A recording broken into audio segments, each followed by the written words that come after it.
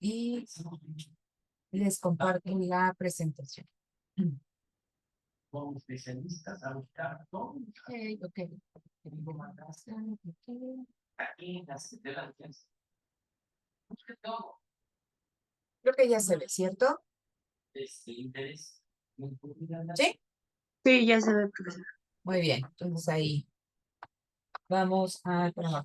Entonces, estábamos viendo esto la sesión pasada, ¿no? ¿Qué es lo que se consideraba innovación? Las diferentes categorías, desde nuevo artículo, nuevo método de producción, nuevo mercado, nueva fuente de suministro, nueva organización en la industria. Y bueno, ustedes llevaron ahí a la clase algunos ejemplos para que los pudiéramos discutir, ¿vale?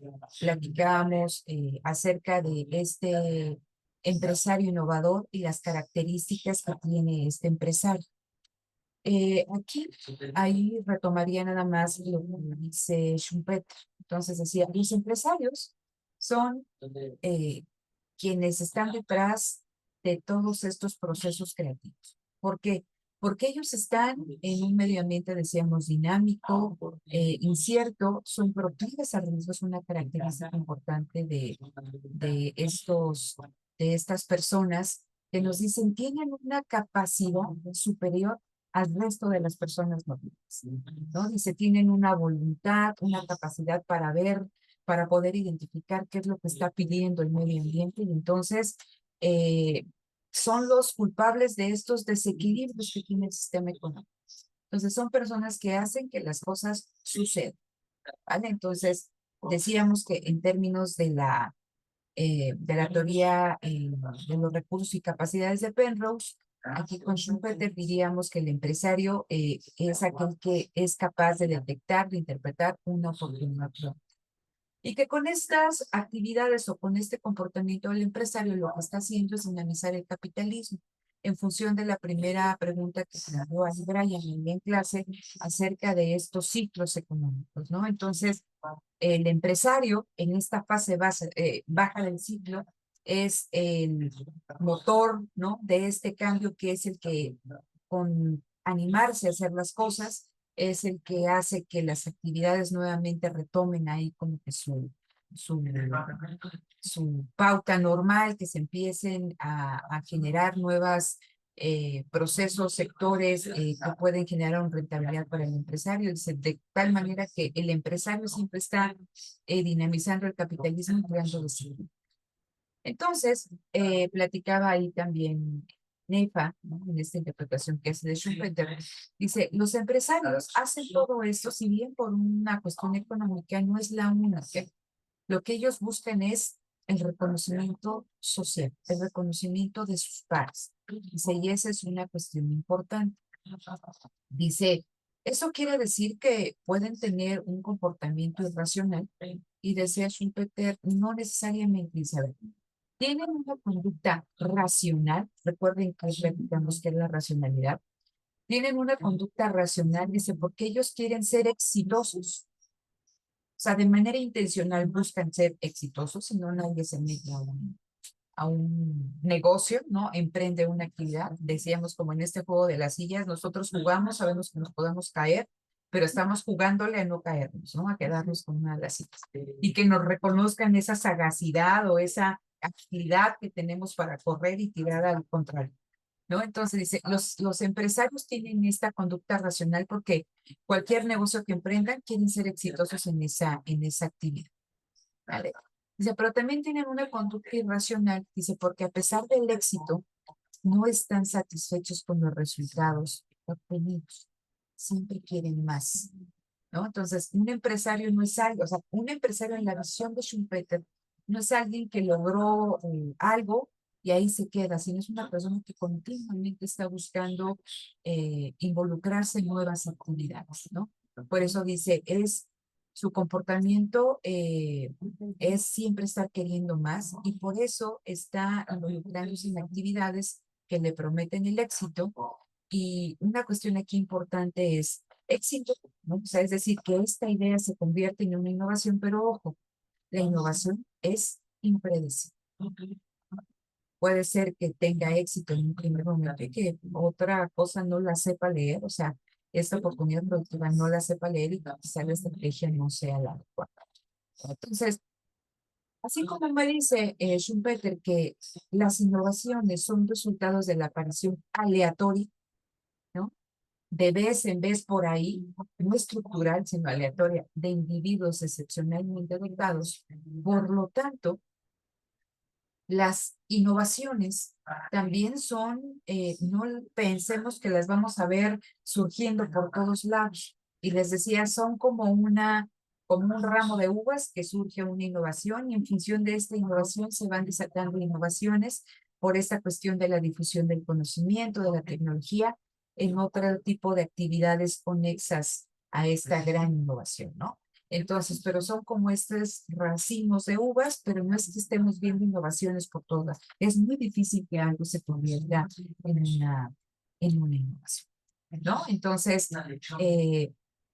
otra cuestión aquí también interesante, entonces, es que para los empresarios schumpeterianos o para el empresario schumpeteriano, innova por cuestiones más que económicas, psicológicas.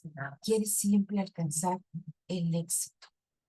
¿Vale? Y entonces, también el sistema capitalista le crea a las personas, a estos empresarios, a estas personas que quieren que las cosas se hagan expectativas irreales. Por lo mismo que estamos comentando ahorita, para tener una innovación, para que algo se convierta en una innovación, requiere la inversión de grandes cantidades de recursos, y decíamos, no solamente financieros, sino también físicos, humanos, el tiempo, ¿no? Entonces, hay un proceso de investigación y desarrollo. Lo vamos a ver nosotros cuando pasemos a la segunda etapa, que son los datos de innovación.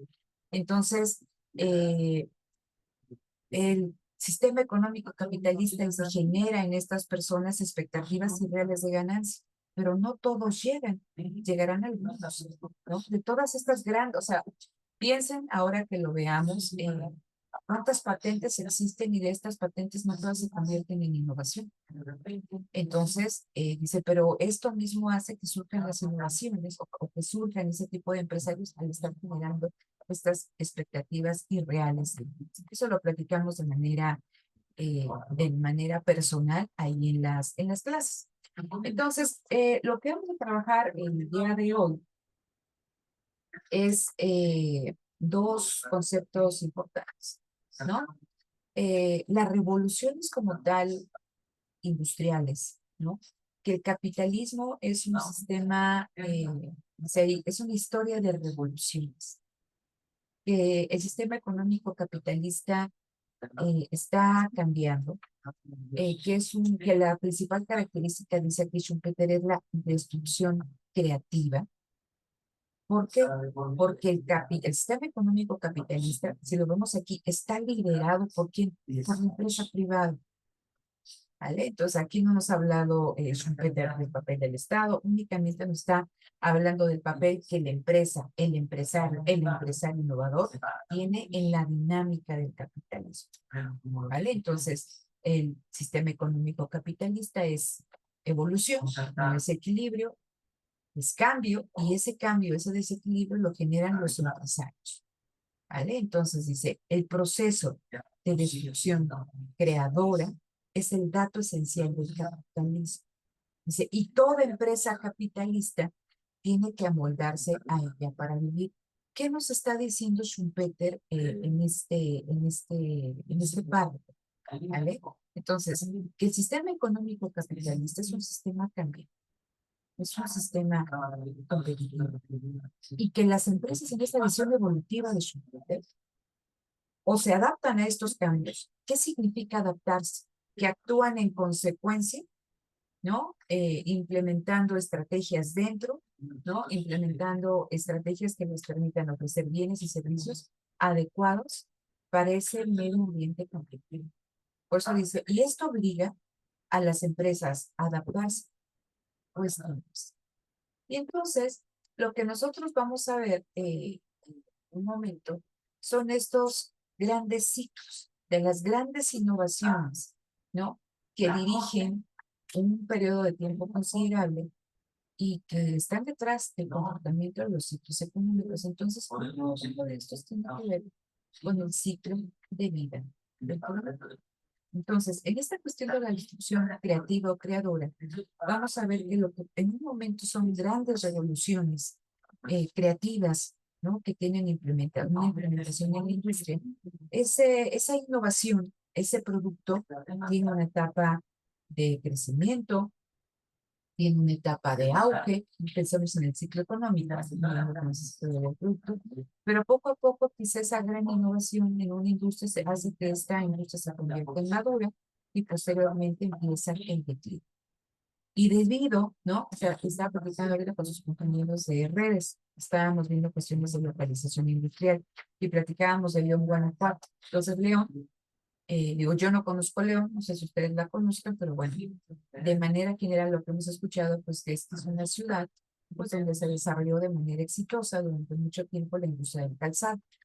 Pero entonces la industria del calzado hizo que varias empresas pequeñas, grandes, ahí estuvieran localizadas en este territorio, pero no solamente industrias fabricantes de calzado, sino también empresas de la industria química para las tinturas, para todos aquellos productos para poder suavizar la piel, para poder pegar, ¿no? En su caso, cierto tipo de, ahí la piel, las suelas, pero también va a surgir una industria de toda esta cuestión de la peletería, como resultado de que es el insumo principal para el calzado, ¿no? Entonces, y cómo esta industria, en función de lo que estaba yo comentando con Laura ahí, pues no solamente se ha visto en riesgo de desaparecer, porque ha tenido que competir con en la industria del calzado china, sino que lo veíamos ahí, Laura y yo me decía, maestra, es que ya nadie usa zapatos, todos usamos tenis, ¿no? Entonces, ¿qué pasa con ciudades que tenían una lógica centrada en una industria, en este caso la industria del calzado, y que ahora, pues el calzado cada vez, el calzado normal como lo conocíamos, pues está más en desuso, ¿no? Entonces tienes que ver de qué manera innovas, reaccionas en consecuencia a estos cambios, ¿no? Ahora, pues ¿cómo se llaman? Los zapatos ya no, bueno, los tenis no son de piel la mayoría, sino son de plástico, ¿no? Entonces, ¿qué le pasa a una ciudad? ¿Qué le pasa a una industria? Pues totalmente vinculada con una actividad que va quedando en desuso. Entonces, eso va a tener implicaciones en términos económicos. ¿Vale? Entonces, por eso nos habla de esta cuestión del ciclo de vida del producto y que eso, al estar un producto agotándose, al estar en declive su uso, pues tiene las empresas que adaptarse a estos cambios o pena de extinguirse y desaparecer, ¿no? Entonces, cuando se extingue un producto, o sea, cuando deja de ser rentable para la empresa producirlo porque ya no lo está demandando al mercado, no solamente se extingue ese producto, sino se extinguen industrias conexas a la fabricación de ese producto, ¿no? Entonces, eso es relevante tanto en términos productivos como en términos económicos. Entonces, vean lo que dice, ¿no? Dice, existe una cierta cantidad de regularidades en la trayectoria seguida por los productos o industrias desde su nacimiento hasta su agotamiento. Pero las rupturas del ciclo, pues estamos viendo el ciclo económico, se deben a factores tecnológicos porque surgen nuevas tecnologías, ¿no? Y esas nuevas tecnologías hacen que cierto tipo de actividades, cierto tipo de bienes, servicios dejen de ser útiles. Dice, ¿por qué? Porque cada producto es resultado de tecnologías. Entonces, ahorita lo vamos a ver con ciertos. Entonces, aquí con estos, ¿qué es lo que nos tenías la duda, Brian, cuando hablabas de los grandes ciclos, ¿no? Hay ciclos de cuando vemos de cima a cima o de las etapas bajas del ciclo, ¿no? Para combatir, para ver las grandes tendencias, los grandes ciclos duran 50 años. Schumpeter dice que estos ciclos económicos, esta actividad normal en el sistema capitalista, la genera, esta actividad cíclica está generada por el surgimiento, ¿no? de nuevas tecnologías, ¿no? Nuevos sistemas técnicos, nuevos sistemas productivos, es lo que nos da. Entonces dice, vean, aquí hay un primer ciclo de 1780 a 1840. Tenemos ahí que la primera revolución industrial en Gran Bretaña, si tomamos ahí, pues, Escocia y todo, en Inglaterra. ¿no? ¿Y cuál fue la industria insignia de esta primera revolución industrial? La industria textil. Y entonces, alrededor de la industria textil, se van a establecer diferentes industrias conexas o subsidiarias que le dan todo el insumo, ¿no? Que fabrican la maquinaria o las herramientas que se utilizan en esta industria que era la que. Entonces, imagínense las condiciones bajo las que se producían los textiles en esta etapa, 1680-1640. Hablábamos también que muchas de estas empresas tenían que ubicarse. Si yo tengo una empresa, tengo que tener una fuente energética que me permita a mí estar pues, generando la energía que requiere mi empresa.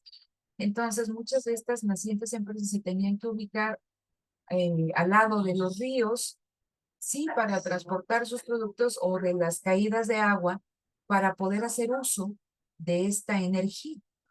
Pero ¿qué pasaba cuando era invierno y se congelaban los ríos? Pues quedaba totalmente, o la cascada, ¿no? Quedaba totalmente ahí parada la industria. Entonces el metal era muy caro, todo era más que nada con madera, ¿no? Se había piezas de metal, algunas hay partes, pero era muy caro, no era lo normal. Entonces eran ciertas condiciones industriales. De 1840 a 1896 viene algo que va a analizar no solo a la industria textil, ¿no? Pero también va a desarrollar de manera importantísima los medios de transporte, que es la máquina de vapor.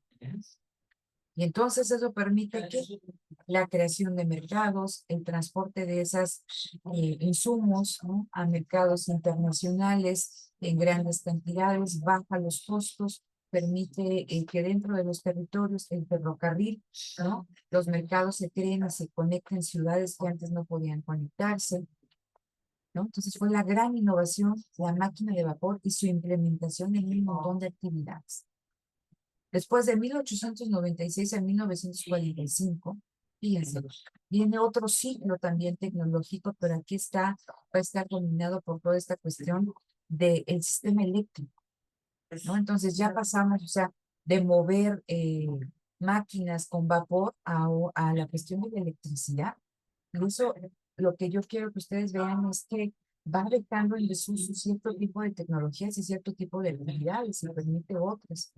Y viene aquí, ¿no? La implementación, o sea, el gran auge de la industria del acero y que se pueden hacer ya máquinas completamente de acero, máquinas que hacen máquinas, ¿no? Entonces, ahí lo que trata de ejemplificar Schumpeter, que estos grandes ciclos económicos son explicados por una gran revolución tecnológica ligada a una gran innovación.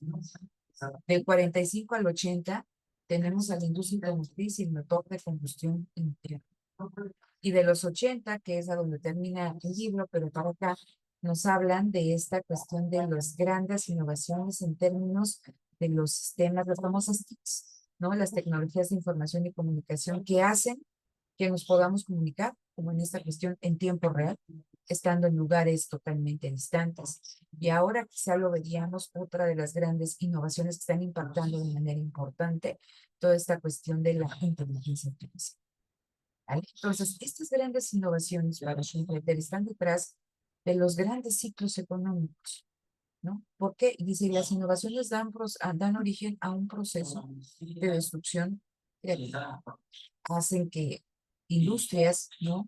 Crezcan, se desarrollen, lleguen a su máxima plenitud, pero también empieza un declive y esa industria, pues, no se desaparece solita, sino desaparecen con ella un montón de actividades. Pongo el ejemplo, a ustedes no les tocó, no, lo que no les tocó. Pero antes que todos tuviéramos la oportunidad de tener un equipo de cómputo en casa, era muy caro, ¿no? Y antes de eso, pues todos tenemos en casa una máquina de escribir. Y entonces cuando escribíamos, pues necesitábamos no solamente una máquina de escribir, sino necesitábamos, si alguna vez las vieron, ¿no? Vieron ahí, llegan esas reliquias a casa, ¿no? Tenían ahí unos carretes, ¿no? De la tinta, ¿no? Que pasaba de un lado a otro. eso generaba una industria. También teníamos unos papelitos que eran que si te equivocabas lo tenías que poner ahí y para corregir, ¿no? Que después también teníamos no solamente papelitos, sino el famoso Peppermint, ¿no? Ahí en el frasquito ahí que le ponías al papel, que se veía horrible. Si querías hacer varias copias, pues le tenías que poner un papel calca, ¿no? Entonces, teníamos a este sistema para poder escribir documentos y que requería de insumos que producían otras industrias. Después hay un tránsito y pasamos a la máquina eléctrica que también requería otro tipo de insumos que producían otras industrias. Pero ¿qué pasa? Yo creo que es raro, o sea, algunas oficinas de gobierno que siguen haciendo, que hay máquinas de escribir, pero la máquina de escribir quedó totalmente, pues, fuera de uso atrás, ¿no? Olivetti era una de las empresas más importantes aquí en México que fabricaban ese tipo de máquinas. Entonces ahora con el uso de la computadora, pues ya ni necesitas hojas, ¿no? O sea, yo creo que ya la impresión es cada vez menos común. ¿Para qué necesitas? Sí, estarán las tintas, pero bueno, pues ya no imprimes, o sea, también es una cuestión de concientización de no estar gastando hojas, ¿no? Pero lo puedes ver aquí en tu computadora. Entonces, toda una tecnología ligada a diferentes industrias y ante el arribo de otra tecnología hace que las otras tienen inversión que se conecten. ¿Y qué pasa con las empresas Forex, Olivetti, ¿no? Las que hacían también los papeles calca, pues no sé dónde están, desaparecieron o lograron ingresar en otro tipo de actividad dado su conocimiento que tenían. Entonces, eso es lo relevante aquí con el uso o con el surgimiento de nuevas tecnologías, ¿no? Entonces, aquí Schumpeter se pregunta, y fue lo que yo les decía, a ver, si nosotros vemos, ¿no? Esta gran innovación que es la computadora, que no solamente lo que nos permite hacer en términos de como un procesador de texto, sino lo que nos permite ser combinada con otras tecnologías como lo que estamos haciendo nosotros ahorita, que a raíz de la pandemia, una circunstancia se eh, masificó el uso del Zoom. Yo creo que antes de esto pues no lo conocíamos, o si lo conocíamos pues era así como para un uso de vez en vez, pero ahora ya es lo común, no solamente para cuestiones educativas, aquí como estar interactuando con ustedes, aquellos que veo, porque los otros quién sabe, este, eh, sino también para poder realizar eventos académicos que antes pues no tenías acceso, sino ahora te dan la liga de Zoom y puedes estar en un evento académico que se está haciendo en tiempo real en Estambul, ¿no? O puedes estar también trabajando eh, en equipos con colegas de diferentes partes del mundo, ¿no? Entonces, no solamente es lo que te permite hacer o trabajar en un Excel, en un Word, en un PowerPoint, sino todas estas ventajas en términos, hablo en términos educativos, que es el que conozco, ¿no? Que me permite las tecnologías que de otra manera, si no tuviéramos esta computadora, no la podríamos hacer, sino lo que hace para múltiples industrias, ¿no? Entonces, ¿quién está detrás de todas estas grandes innovaciones tecnológicas? Y decíamos, a ver, en términos de estos sistemas operativos que conocemos Windows, pues tenemos a una empresa oligopólica como es Microsoft o aquellos que tienen las computadoras de Apple, pero estamos hablando que las innovaciones, ¿no? Requieren grandes cantidades de recursos que solamente pueden ser financiadas por empresas de este tipo, por los oligopolios. Entonces, lo que nos dice Schumpeter es que las innovaciones se ven favorecidas por la existencia de oligopolios. La innovación no es resultado de que la hayan generado empresas pequeñas. ¿Por qué? Por por los grandes recursos que requieren y que estas empresas micro, pequeñas, ¿no? Es muy difícil que tengan, ¿sí? Entonces, dice Schumpeter en este contexto que la gran empresa oligopólica es benéfica para el bienestar de la sociedad. Vean, dice, para Schumpeter, la gran empresa es el motor más potente del progreso económico y de la expansión de la producción. Dice, la competencia perfecta, que en su momento lo comentamos nosotros en teoría de la empresa, dice, no solamente es imposible, sino inferior. ¿Inferior en qué? Para generar innovaciones. Entonces, si nosotros si viviéramos en este mundo de competencia perfecta, olvídense de todas aquellas innovaciones, ¿no? Productos que les crean ese confort que tenemos en casa y que nos permiten estar haciendo esto, ¿no? Dice, ¿qué es lo que, por qué lo pueden hacer las grandes empresas? Dice, porque dado el nivel productivo que tienen, la capacidad de comercialización, los recursos con los que cuentan, monetarios, humanos, físicos, ¿no?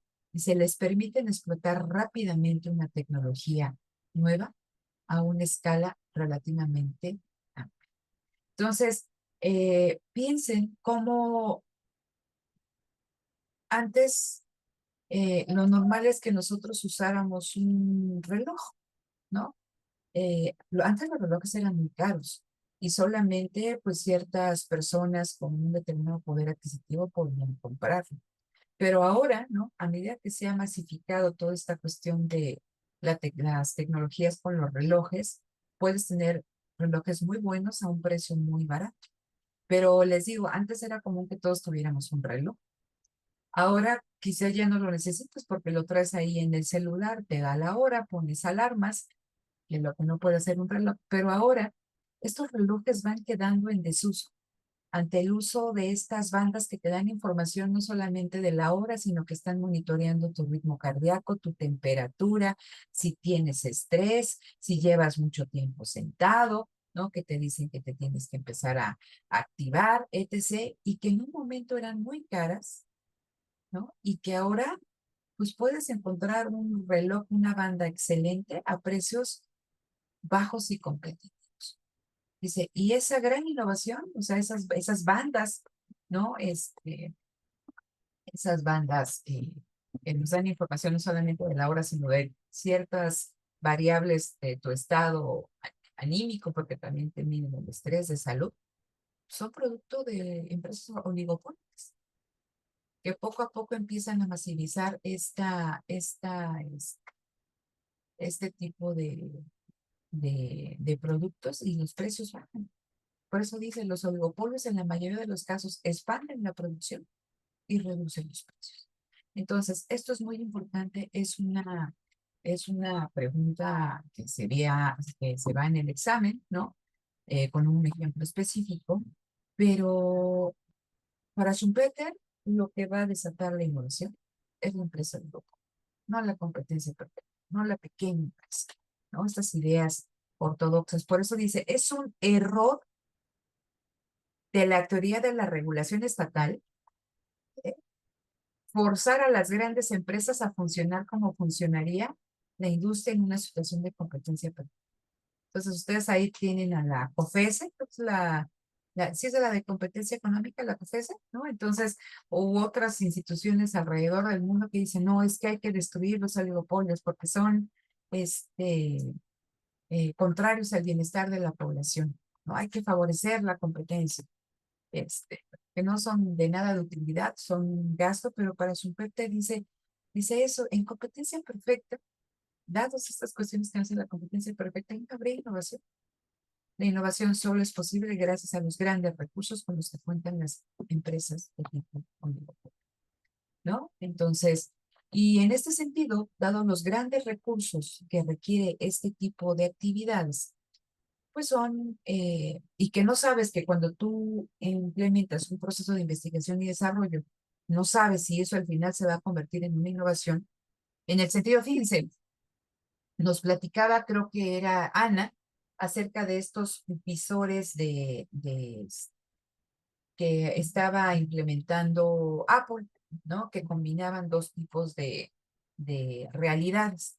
Entonces, en las noticias, cuando hablaban de este tipo de visores, decían que era como que la gran o la primera innovación que iba a implementar o que iba a llevar a cabo Tim Cook, ¿no? Que es el que queda en lugar de ¿cómo se llamaba? Ese me fue el nombre del CEO de Apple, de Steve Jobs, ¿no?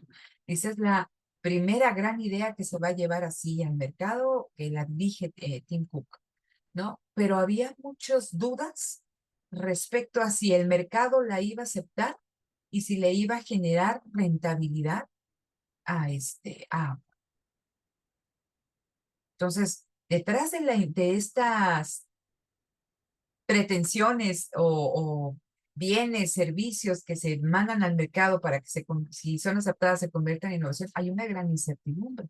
Ni aún la gran empresa está cierta, ¿no? De que va a poder vender su producto y que le va a generar un determinado nivel de rentabilidad. Lo platicábamos también nosotros cuando veíamos esta cuestión de las Alexa de Amazon, ¿no? Que han gastado un montón y que no están teniendo los rendimientos o la rentabilidad de la venta del producto que ellos esperaban, porque los ocupamos para poner alarmas, para que nos digan el tiempo, para que te cuesten el chiste de Pepito, ¿no? Para todo lo demás, pero no para lo que ellos quieren, masificar un proceso de compras que le digas ahí al autómata, ¿no? Que te compres tal y tal cuestión.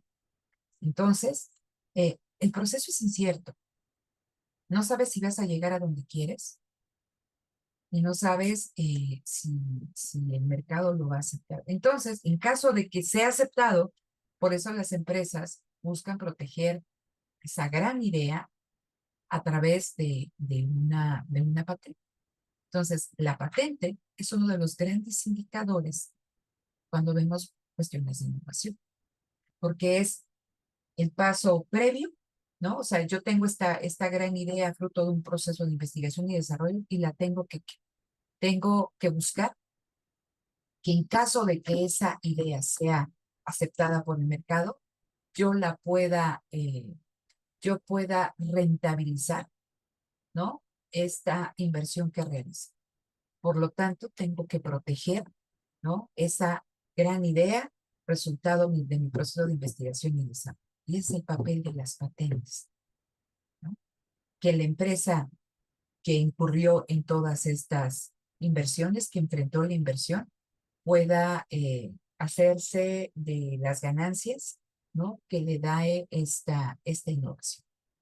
Entonces, cuando nosotros vemos, ¿no? En esta cuestión metodología para el manejo de datos de innovación, si queremos hablar de innovación, el antecedente de la innovación son las patentes.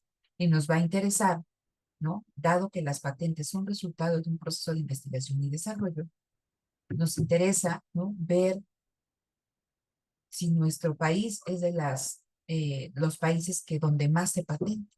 ¿Quiénes patentan? Empresas nacionales, empresas extranjeras. ¿Cómo nos ubicamos a nivel internacional en términos de generación de patentes? Entonces, las patentes son un indicador de innovación, como otros más que vamos a ver. Eh, Dice aquí, las patentes le van a permitir a la empresa ya dormirse en sus laureles. No. ¿Por qué? Porque recuerden que las patentes, dependiendo de la industria, se otorgan por una determinada cantidad de tiempo, ¿vale? Y entonces ya 10, 20 años, y entonces a partir de ahí ya ese conocimiento que estaba detrás de la patente, pues se puede socializar.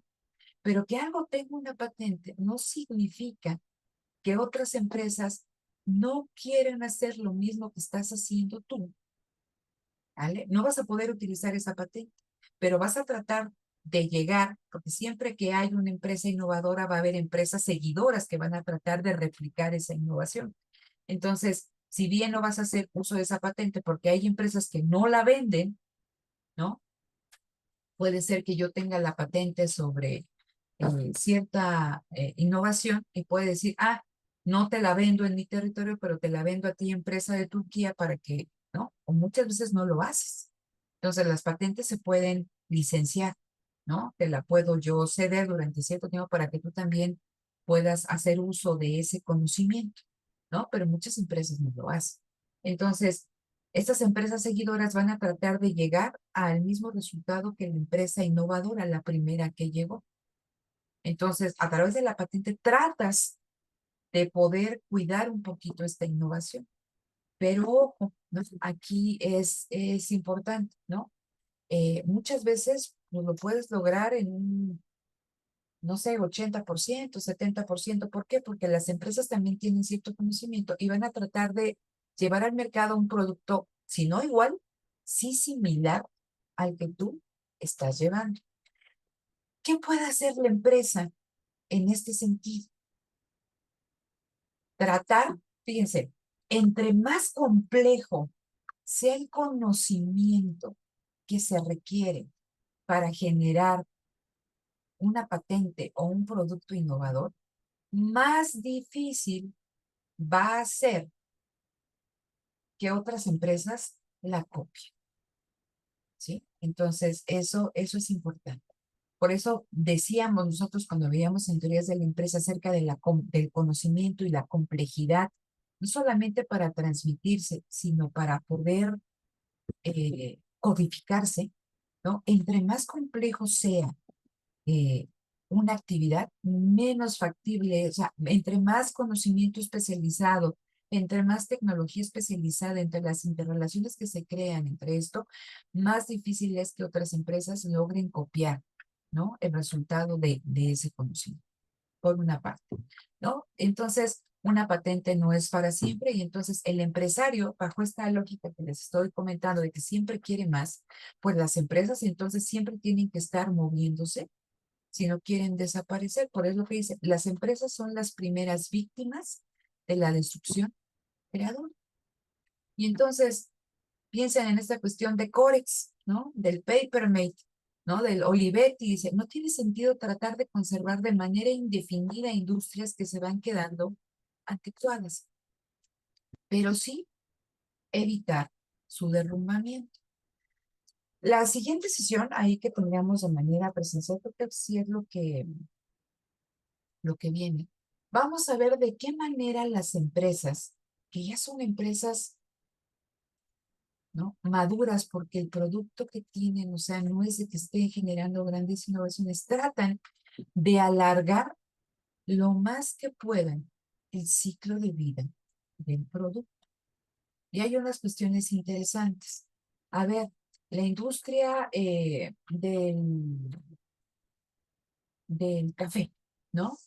Pues es una industria madura, ¿vale? Entonces, piensen en Starbucks. Starbucks empezó vendiendo café, pero pues, ¿por qué lo comprábamos? Pues porque era un café que te elaboraban baristas, ¿no? Como se les denomina. Entonces, son especialistas en darte, por ejemplo, un cappuccino o darte un latte o darte un cortado. Manejan la cafetera, ¿no? Saben los tiempos de la leche, del café, la densidad de la espuma, ¿no? En teoría. Entonces, pero luego, ¿qué pasó? Empezaron a las empresas a venderte máquinas automáticas que en tu casa te permitían tener un café, que tú mismo te elaboraras un café con esas características que antes únicamente podías tener en cafeterías especializadas. Entonces vamos a ver que salen empresas como Nespresso o empresas como el Dolce Gusto, que son más masivas, pero también hay otro tipo de cafeteras que también te cuestan un ojo de la cara, pero que ahí tienes para espumar la leche, o sea, empieza toda una industria en torno a esto. ¿Qué hacen estas empresas? Pensemos en Starbucks.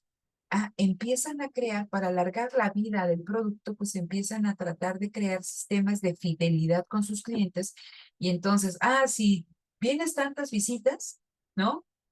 Tenemos ciertas estrellas y después de ciertas estrellas tienes derecho a que te demos un café gratis de la que tú quieras o cierto tipo de alimentos, ¿no? Entonces tratas de crear un lazo de fidelidad con tus clientes. Pero cuando ustedes ven ahora Starbucks, pues ya lo menos que piden son café. ¿Ahora qué piden? Hay un montón de bebidas ahí. Ahora empezaron ahí con los famosas bebidas refrescantes. Limonada, pero ahora con extracto de café verde. Y ahora la novedad, por si no han visto ahí los de Starbucks, ahora es que te venden bebidas con chilito. ¿Por qué? Pues porque los mexicanos a todo le ponemos chilito. Entonces son las bebidas picantes. Entonces tratas de qué? de crear en industrias maduras, piensen en lo que decíamos del cloro, ¿no? Tratas de diversificar los productos que mandas al mercado y también crear relaciones de fidelidad. ¿Con qué sentido? Tratar de qué? De alargar el ciclo de vida de un producto, ¿vale? Lo vamos a ver con varios ejemplos mucho más adelante, ¿vale? Entonces, eso nada más para pensar. Y aquí me gusta, y ya con esto vamos a ir cerrando. Les decía que ya realmente era muy cortito lo que vamos a ver en el día de hoy. Me gustaría que pensaran acerca de cómo las innovaciones impactan en la ocupación y en la desocupación, en el sentido de que así como las grandes innovaciones generan el crecimiento de industrias, ¿no? Y de industrias conexas o subsidiarias a esta gran innovación y que una innovación se puede implementar en una gran cantidad de industrias, también cuando se da el declive de esta tecnología desaparecen empresas e industrias completas. ¿Qué pasa con la ocupación? Es un tema interesante hasta para que ustedes lo trabajen. Bueno, ya todos tienen tema de investigación, quizá más adelante aquellos que hagan estudios de maestría, ¿no? Pero ¿qué efecto tiene este proceso innovador en el mercado laboral? ¿Vale? Entonces, así como desaparecen empresas, industrias, también desaparecen oficios, ¿no? Que antes eran importantes, oficios que antes requerían cierto tipo de habilidades. Piensen ustedes entonces en eh, no sé, eh, lo, creo que lo platicamos ahí en el salón, ¿no? Cuando íbamos al centro comercial había una persona que nos cobraba a la salida del centro comercial. Ahora ya no. Ya bueno, tú mismo te cobras porque están las maquinitas, entonces ahí es, ¿no? Tú vas directamente y esos oficios, esas personas pues tendrán que buscar oportunidades laborales en otro lado. ¿Qué pasa también en los supermercados? Que ahora ya es lo más, todavía a veces a algunas personas nos da miedo, ¿no? Eh, el autocobro. En Estados Unidos, pues es lo normal, en los centros, ahí como Walmart, ¿no? Ahora ellos, ustedes van aquí a Walmart, a Comercial Mexicana, a Soriana, hay una parte muy pequeñita, ¿no? Donde las personas están con el autocobro. Y luego es un relajo, porque las máquinas ahí como que se pasan y dicen, necesita autorización de no sé qué, ¿no? Entonces te quedas tú así y dices, hijo, me van a ver mal porque no sé, ¿no? Este, eso, ¿no? O sea, ya también los cajeros pues van quedando en desuso y ahora ya yo creo, esa es la tendencia de que uno mismo pague sus productos, peces, te vas educando.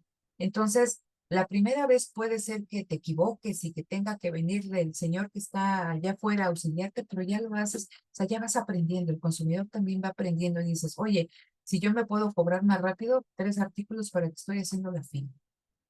Y son ocupaciones que ya quedan en desuso, ¿sí? Entonces, lo que dice Schumpeter, que en los periodos donde se dan estas innovaciones que empiezan su aplicación en diferentes ramas de la industria, pues son periodos también en que se dan altos niveles de desocupación porque muchas personas son despedidas, pero también esas personas deben dotarse de otras habilidades para encontrar cabida en otro tipo de ocupaciones.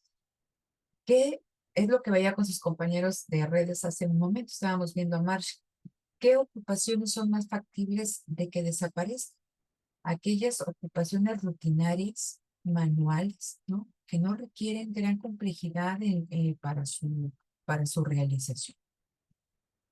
¿Sí? Pero dice también Schumpeter, así como se destruyen industrias, también surgen industrias y surgen nuevos tipos de ocupaciones. Entonces, esas personas que son despedidas en un primer momento, por eso dice, es optimista a largo plazo, porque estas innovaciones, si bien destruyen, también crean. Entonces, ¿no? Pueden crear nuevos empleos, que si estas personas se capacitan, ¿no? Encontrarán cabida ahí. Pero es un tema muy interesante. Una de sus compañeras de ahí de la maestría en economía, ahorita estoy con ellos trabajando en metodología de la investigación, ella está viendo los efectos de la automatización en el empleo.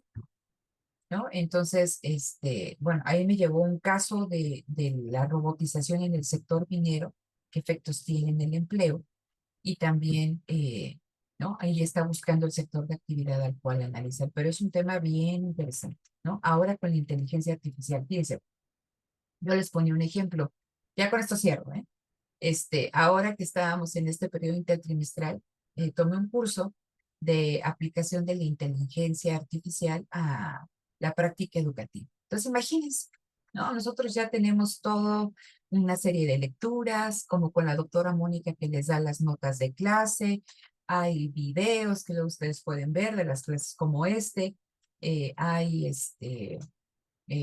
no sé, diapositivas. Entonces, yo lo que puedo hacer es crear un bot, ¿vale? Y ese bot lo alimento con todos los contenidos del curso, lecturas, diapositivas, videos, todo lo demás. Y ahí les digo, ¿no? Les digo, ¿saben qué? Si tienen dudas, pregunten. Entonces, ¿qué hacen? La inteligencia artificial permite, a través de este bot, que ustedes digan que entre Josué, oiga, profesora, ¿de qué me puede volver a explicar acerca de esta relación entre innovación y desocupación? Y este bot, al alimentarse de todo esto que yo estoy metiendo, le genera, Josué, sí, como en el chat GPT, sí, Josué, ¿no? De acuerdo a lo que se vio en clase, la desocupación puede darse por tal, tal, tal. ¿Eso significa que los profesores nos vamos a quedar sin trabajo? ¿Quién sabe? ¿No? No necesariamente lo veíamos. ¿Por qué? Porque todo esto con lo que estamos alimentando al bot es resultado de un conocimiento complejo, pero automatiza de manera importante esta interacción entre ustedes y yo, porque puede ser que Josué lo ponga ahorita, pero yo lo veo en la tarde o mañana. El chat, o sea, el bot inmediatamente te contesta. ¿Con base en qué? En los contenidos que teníamos nosotros aquí. Y eso significa también, fíjense, que yo me estoy dotando de habilidades para poder acceder a una tecnología y que tenga un uso educativo importante para ustedes que permita una mejor interacción o que solucione sus dudas. ¿Es malo? No, puede resultar muy bueno. Entonces, eso es simplemente ahí para que lo piensen, ¿vale? Entonces, ¿dudas hasta acá? Estimadas, estimado. Ujú. No, profesora, ninguno. Entonces, a ver, déjenme pauso la presentación y